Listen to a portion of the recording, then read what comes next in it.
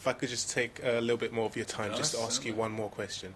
I read a review recently that said Milton Keynes in the next 40 years or so would be competing with the likes of Manchester in terms of infrastructure and business. That is a very important question. I think it's a thing that the council is considering. What size do we want Milton Keynes to become? Right.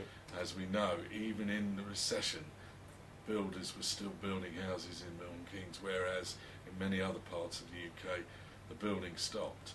But eventually you have to make a decision on what size you want the borough, or the city as people call it now, even though we haven't got that status. There will be a time when we will have a population of over 300,000 people. We're already near to 250,000 people.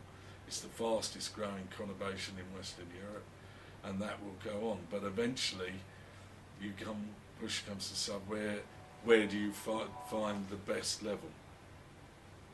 And what is the population you want? And you need the jobs and the infrastructure to support the growing population. And going back to, you need good schools, and that's it. And you need enough schools.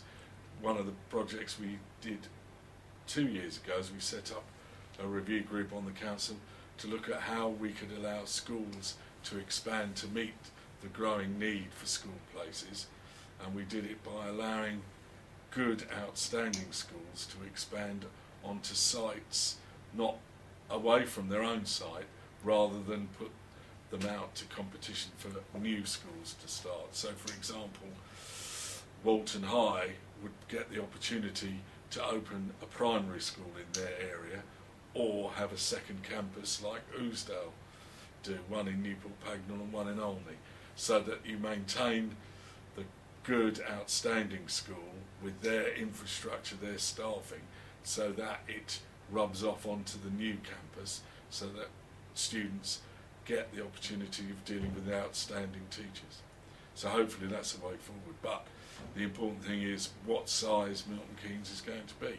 And I think eventually the council will have to consult with the public, because it's all very well we saying we want 500,000 people living in the area, but if the people who are living here already do not want to grow in such a fashion, then their needs and their thoughts need to be considered.